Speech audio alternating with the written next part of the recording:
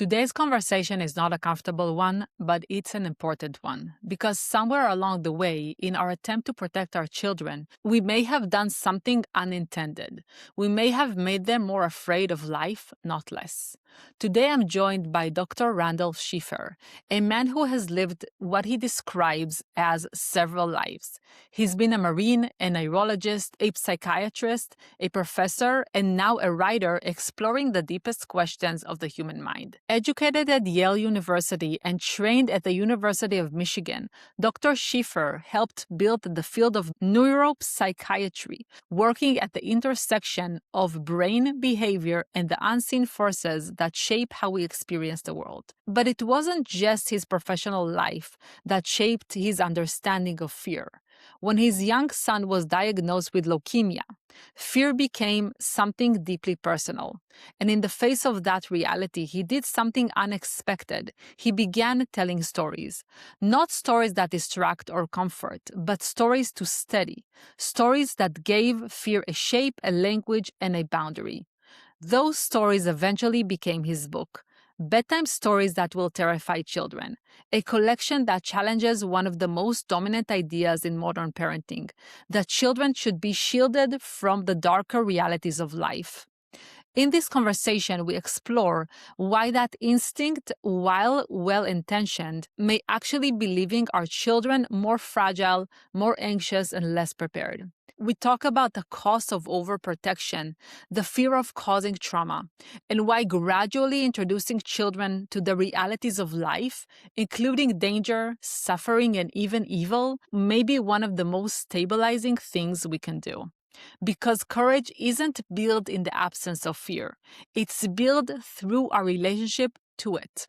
This is a conversation about fear, about leadership, and about what it really means to prepare a child for a world they will one day have to face. Let's begin. Welcome, Dr. Randolph Schiffer. I'm so happy to have you here. We have a very interesting conversation today about a very different book that you wrote. I'm curious to hear all about that. But before that, I wanted to ask you, I saw that you started your career as a Marine Corps, and then you switched to being a physician, a psychotherapist, and a professor. So can you tell us a little bit about that transition? What drove you to that specific path? And don't forget, now I'm a literature writer. So Yeah. I have changed and evolved. And if you leave the brain to its own decisions through life, it will change. It will evolve, and you kind of have to follow it along. So that's what happened with these things. In the 60s, in the United States, the Vietnam War was a salient, huge, drawn-out challenge factor. You, I'm sure, don't have the memories of it, but for young men anyway, in the United States in the 60s, you couldn't avoid it. It was so big. You could go if you had higher social or financial status, you could avoid it. But whatever you did later, you'd have to answer to yourself for it. So although I could have avoided it, I thought, I'll go. I did a total of 9 years in the Marine Corps, 3 years active duty, 1 year in Southeast Asia, 6 months in Vietnam with the big Marine divisions, 1st and 3rd Marine divisions. I was an infantry officer, platoon commander, company commander. So after you finished your service, you decided to go to the route of therapy, I understand? To be a doctor, I always wanted to be a doctor. Okay. So you And started as a doctor. well, it turns out at that time the country was so divided, kind of like it is now. I was accepted to 3 very high-end medical schools before I went. I wrote them a letter. Thank you for in 69, 68. I thank you for the acceptance. I'm going to do what I consider my duty. I hope you'll reaccept me when I come back. But they wouldn't. Uh, um, Harvard told me to my face they weren't going to take me because I was a Vietnam veteran. In fact, I applied to 10 schools when I came back. I only got to 1. I think it might have been a mistake on their part. Why do you think that is? Well, because the others, they just wouldn't touch me when I came back. That was the atmosphere. You perhaps have no idea. That was the prejudicial atmosphere in this country at that time about military service. The country blamed us, the 21-year-olds, for the Vietnam War. But it wasn't our idea. Nope. We don't do that now, but we still select our wars poorly. But we're not talking about warfare too. No, we're not going to get too political, but I was really curious to hear more about that transition, like from Marine Corps to becoming a physician, a psychotherapist. Like, why did you decide that specific route? Well, I had always wanted to be a doctor. My father was a general practice doctor. I was a philosophy major at Yale, studied philosophy of the mind. I was interested in mental structures, um, the philosophy of mind and thought and emotion. So it all fit, but I can tell you it was a difficult transition. Once, when you leave, when you come back from those environments, I think people know it, but to know it's one thing, to live it's quite another. It was difficult. I had to really, well, I suppose in some ways I'm still working on that transition out of it. Do you feel like you were able to understand yourself better by learning the field of psychotherapy? Yes, and that's the wonderful thing about therapy and psychiatry. Um, it it teaches the practitioner as much as the patients to become good at those things. You have to become good at understanding yourself, or you're inevitably a clumsy therapist. And it takes a lot of self correction along the way. Cannot understand others unless you understand. Psychoanalysis knew that and knows that still. And I agreed with that part of it. Was there a part you didn't agree with? Freud was narrow. In his work, he worked in the 1880s primarily with wealthier middle class women. So he was narrow in some of his views, certainly of the psychotic mental illnesses, the severe character disorders, the bipolar disorders. He really knew nothing about them, and much of psychiatry is that. But therapy, as the therapeutic part of therapy, I think he was correct about that, that it would help the person with his or her own self understanding. And without that, they really couldn't improve. I think that was true. I did therapy. I always did psychotherapy throughout my career, although I was for long stretches, I was primarily a neurologist and a neuroscientist, but I always did therapy. I kind of developed my own way of doing it, and I think that good therapists do that. We were taught in psychiatry residency in the 70s psychoanalytically derived ideas about relationships, listening, interventions, clarifications. I would do those things, but I think that you develop your own way with it some, you evolve. So toward the end, same was true for medicine and neurology. Toward the end, you no longer have a theory. You just put yourself out with them and you just do what feels right to you. That's dangerous when you're young.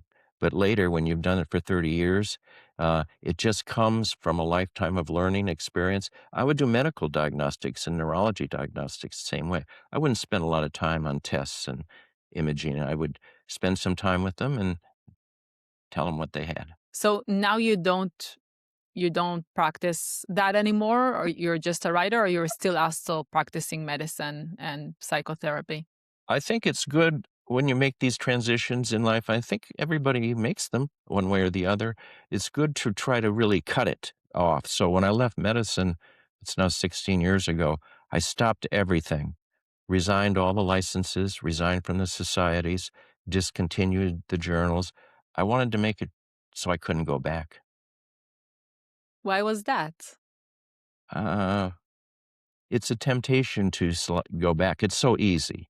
Uh, I was quite successful as a doctor. I had many offers to whatever, and it'd be easy. I thought I always wanted to be a writer and maybe to talk with people like you on something like this with the insights I developed over my life, but mostly the writing. I write every morning before dawn, and I always have, and that's my best time. But now I don't worry about the truth. When you're a medical scientist, every sentence has to be referenced and cited. Now I can ignore all that. I write the stories that I want to write, the characters, and the characters, for a change, they do what I want them to do. I spent a lifetime working with people who wouldn't do what I wanted them to do. And now, uh, actually, the characters do not always do what I want them to do in my writing. And that's good. When the characters disobey, you know, I think you know that the writing's going well. And if a writer doesn't know when the writing's going well, it's not a good sign. Mm. You wrote the book Bedtime Stories, which are stories that are gonna terrify children. Right. Bedtime stories that will terrify children and keep them awake all night long. So, can you explain why you decided to write this story? What is the reason? The title's a little provocative, but I thought, why not be provocative if you're going to write a children's book? The stories actually are real stories that derive from a terrible time in our family when our older son, who's now 40 years old and a financial executive in Washington, D.C., at the age of 3, he was diagnosed with ALL, acute lymphocytic leukemia, and we faced the ordeal of that treatment, which lasted for years. And I knew about this because I was always in pediatrics. I took care of some of these people and dealt with them. At that time, uh, mortality was 50% for ALL at age onset diagnosis at age 3. But of the 50% who died, about half of them, it was just the overwhelming biologic pressure of the disease. But half of those who died, I knew because I'd been with them, died because they couldn't take the treatments, or their family couldn't manage the treatments because it required tremendous endurance, courage, fortitude, or they would just die. So I I developed a series of bedtime stories for our son that I told in serialized fashion during especially the first year of his treatment, which were stories that evoked and imaged heroic figures, courageous figures, mythical figures facing their fears, facing evil. Um, I tried to make the characters charismatic and interesting enough so that we have two boys. The younger one would listen to these stories too, but he was only a year and a half. He would listen to these stories, and that the older one would perhaps be fortified against the rigors of the treatment, which lasted 3 years, and he would be able to take the treatments and survive, and he did. So, when you said that the ones that didn't survive, the 50% that didn't survive were the ones that couldn't take the treatment. You're referring to they couldn't take the treatment mentally or they couldn't take the treatment physically? Because it seems like it's more mental. You know, with children, when things are bad enough, the mental and the neurological all become one. But and it's hard to say because many of these children were so small. But remember, of the 50% more or less mortality at that time, um, only half of that, so that's 25%, but it's still a lot. That was my estimate. I never published on this, but I thought about half because I was up there, and my wife too, with our son. Half of them, they just couldn't take the treatment. Too much painful interventions, and they just and the families couldn't take it either. So they would stop. Once you stop the treatment or refuse further treatment, then the child would die. So your assumption was that if you strengthen your child mentally through these stories, he would be able to take the treatment in a more like he would be able to withstand the treatment. Right. If through the stories I gave him a number of mythological story characters and myths that were heroic in the terms of our Western culture, he would be able to keep those with him, and he would be stronger to overcome his fears and do the treatment. And it did work out. I can't prove, but the connection. And yet, I think for all of our children, we tell them bedtime stories or read them bedtime stories. And part of what we're doing, I think, is conveying images of heroic figures with the virtues of our Western culture in the form of stories, which they can keep with them. Right. Do you feel like there are less scary stories nowadays? Because I do think that in the past, I mean, I haven't researched this, but I do think that in the past, the stories were more scary than they are today. Do you see that as well? Absolutely. Um, if you read or look at the Grimm fairy tales from the early part of the 19th century, classic, enchanting, gripping stories. They're hugely violent. They have evil. They have spirits that are vengeful. They have death.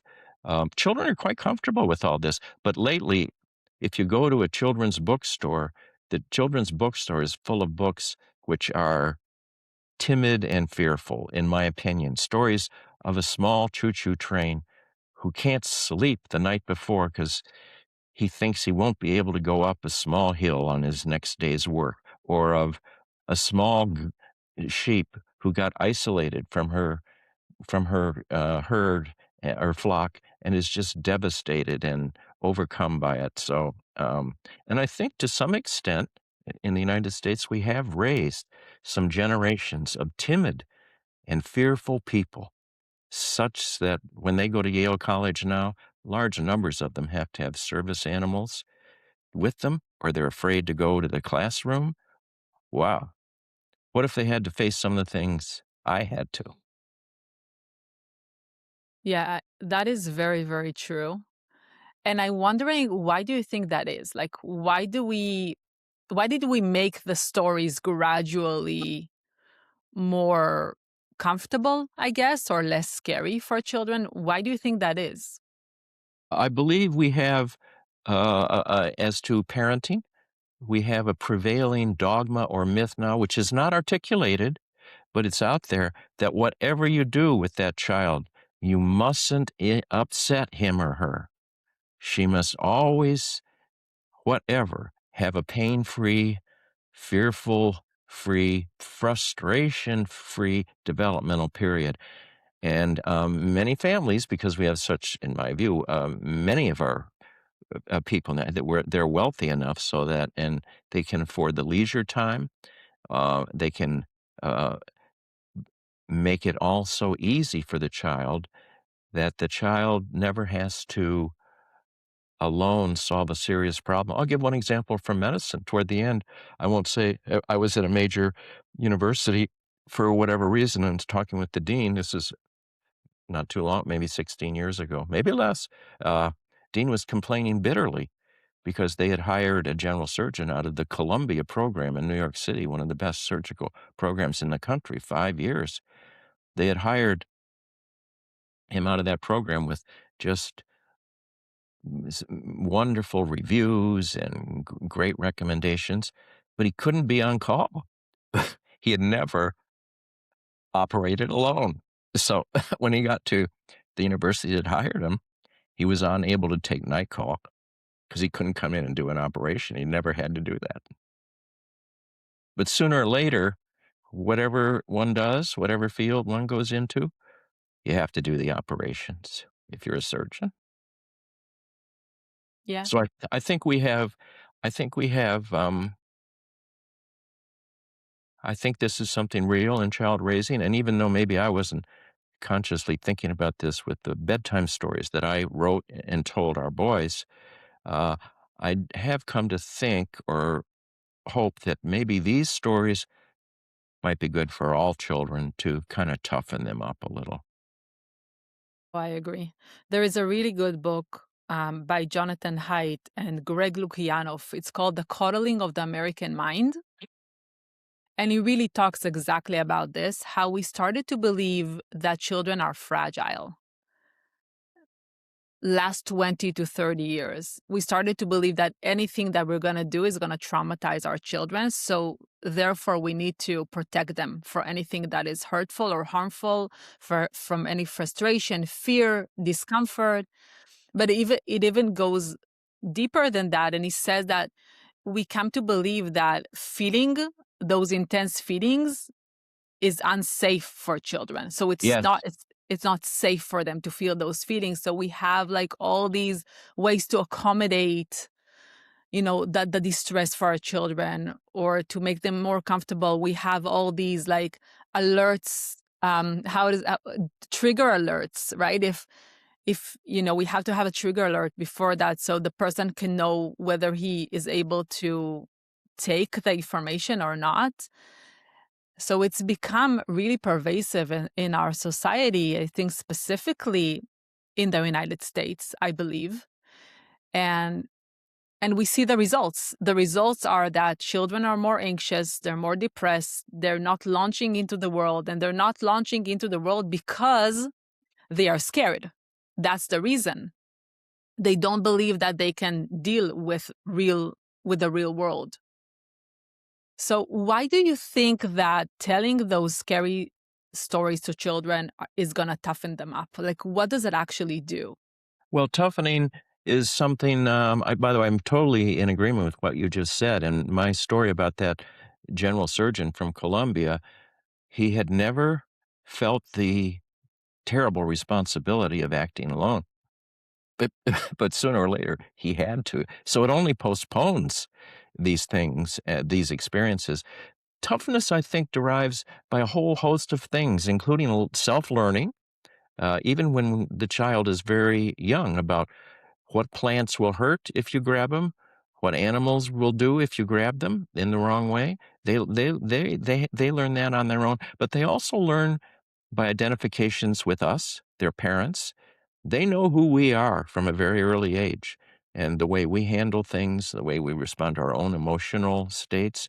They learn from that. And then last, of course, I think the stories we tell them, there's something universal about telling our children stories, usually at bedtime. I don't know what that is, but it's and those characters that they hear about, they keep them with them, and that toughens that toughens them up for, because life is difficult. Yeah. And I think part of this cultural shift that we are seeing is because we started to be scared almost to identify what is good and what is bad, what is evil and what is good.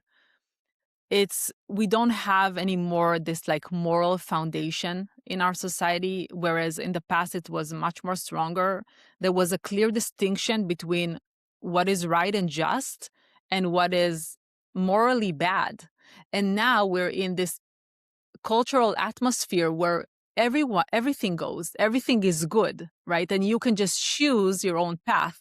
There isn't a clear distinction between what is good and what is bad. So I think maybe we're also afraid to program our children's minds into, you know, telling them what is right and what is wrong, what is bad and what is good, when actually in the real world, in the world of, when they will grow up, there is evil.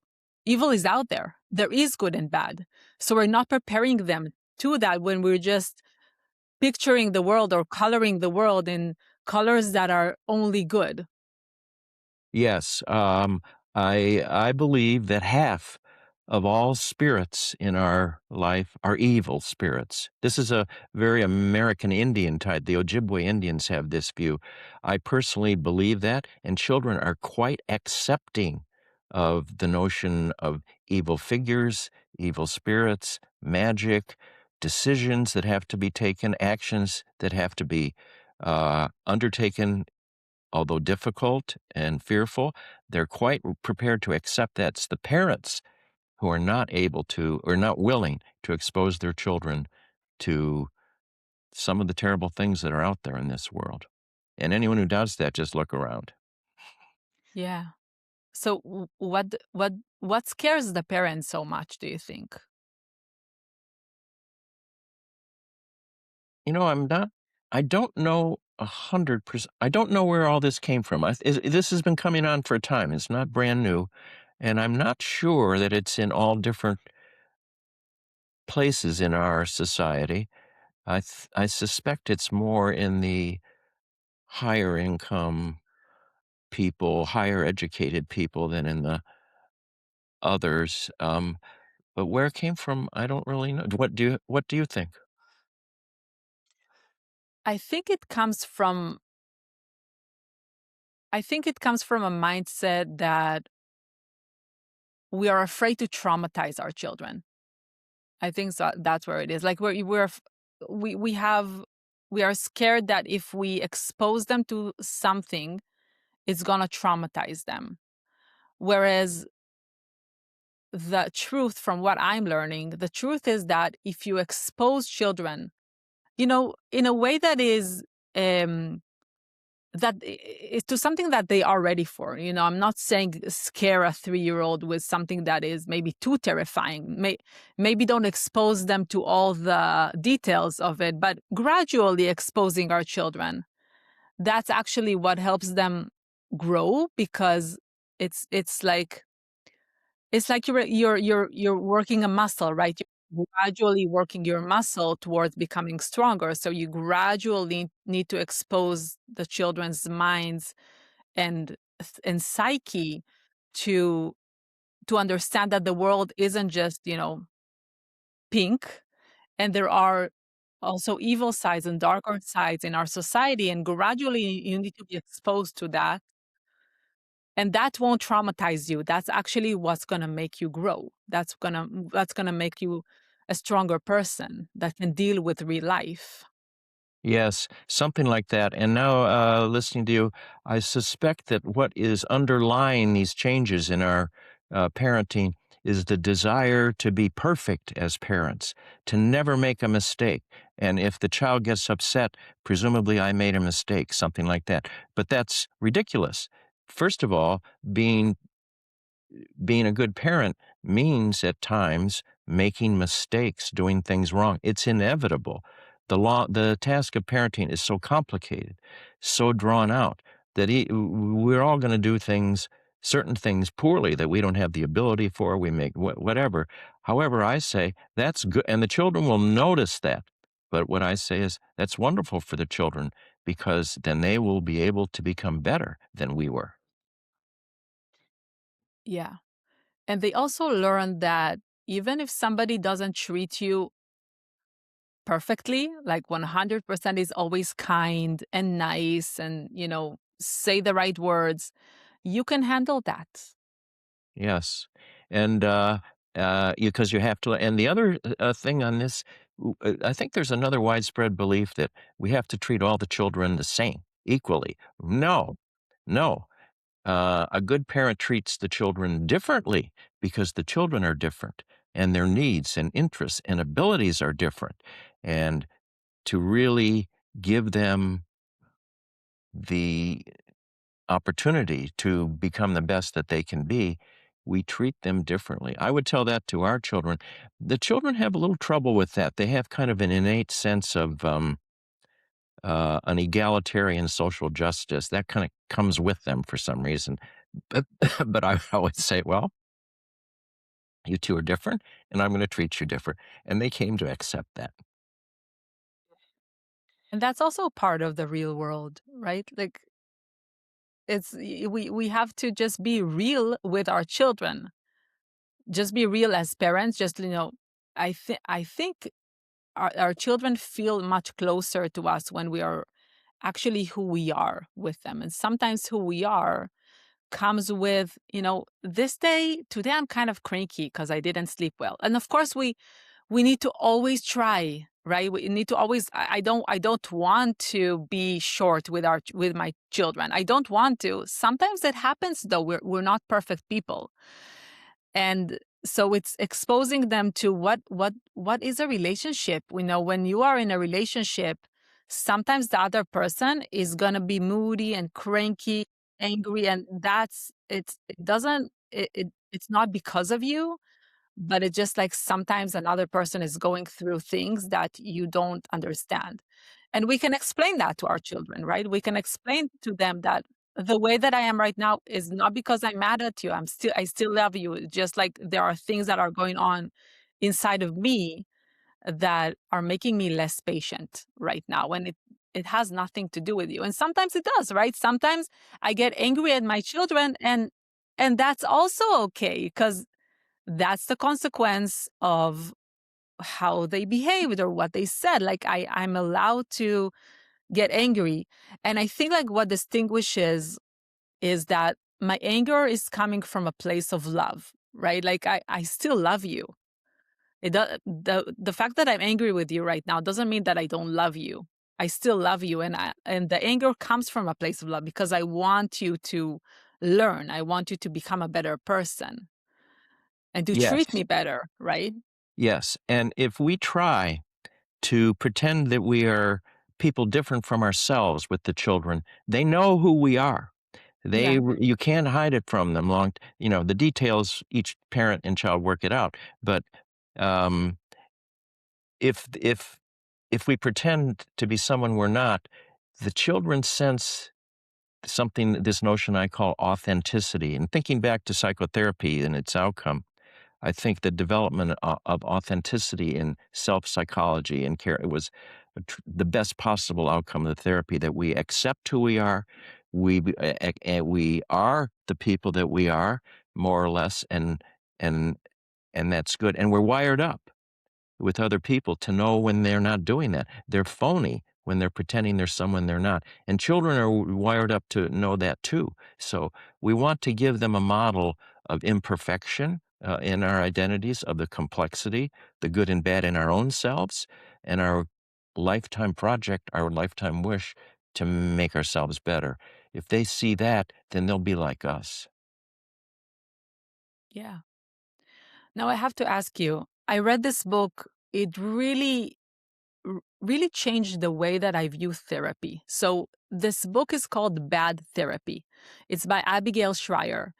And she talks about how the generation of young people, like of teenagers and young adults today, is a generation that has more therapy than any other generation before them. Like more people go to therapy, more children go to therapy, more teens go to therapy. And what we're actually seeing is a decrease in their mental health. And she talks a lot about the fact that in therapy there is this belief that you need to accommodate the child's feelings and you need to help them understand their feelings, talk about their feelings, and basically like dive into, um, you know, their mental issues and not really help them overcome, step out of it.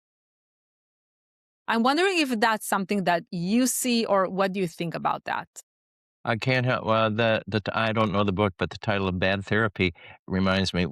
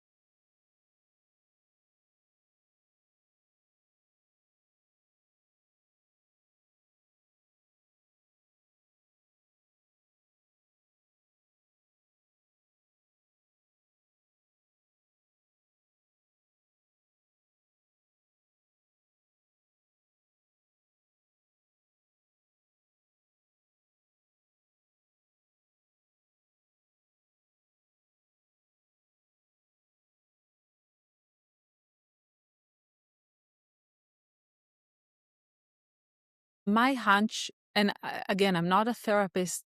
I'm not a, I don't come from that field. I did read a lot of therapy books. I did read a lot of parenting books that were written by psychologists. But my hunch is that children benefit more from things that are action oriented rather than sitting on a therapist's couch and talking about their problems.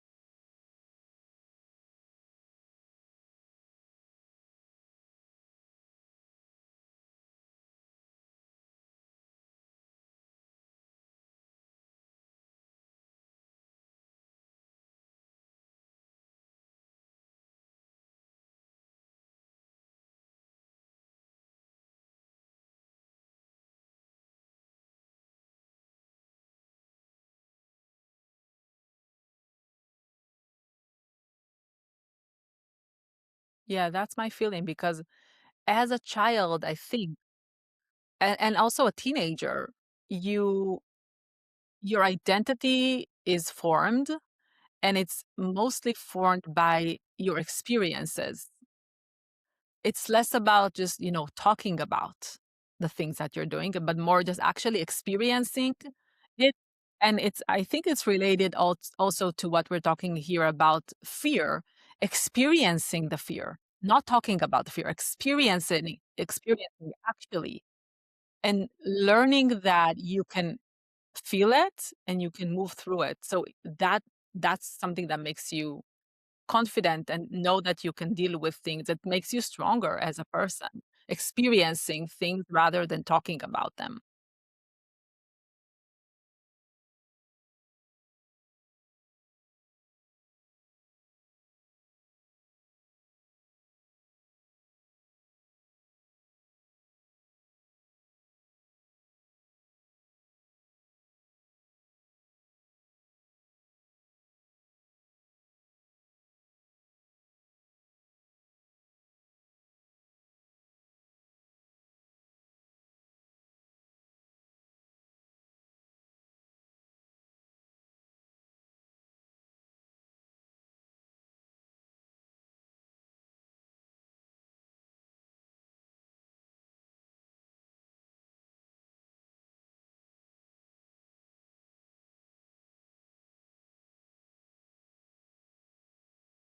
So can you let's go back to the story, to your book, sorry. Let's go back to your book, The Bedtime Stories That Will Terrify Children.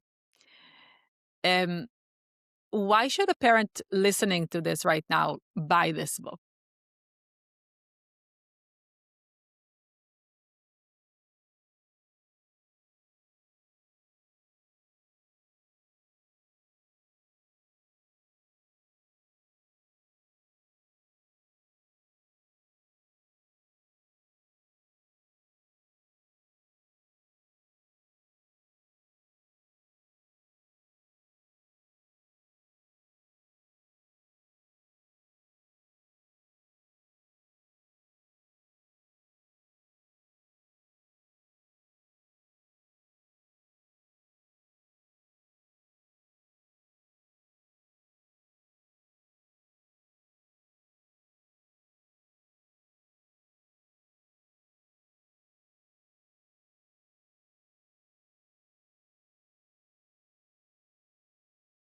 Wow.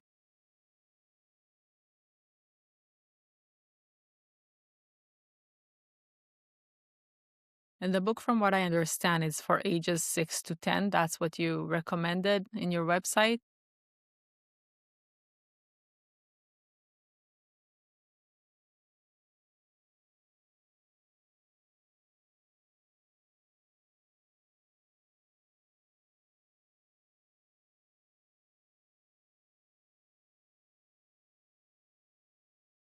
All right. Thank you so much, Dr. Schiffer. This was a pleasant and interesting conversation. And I'm going to link to your book in the show notes below for everybody who wants to purchase it.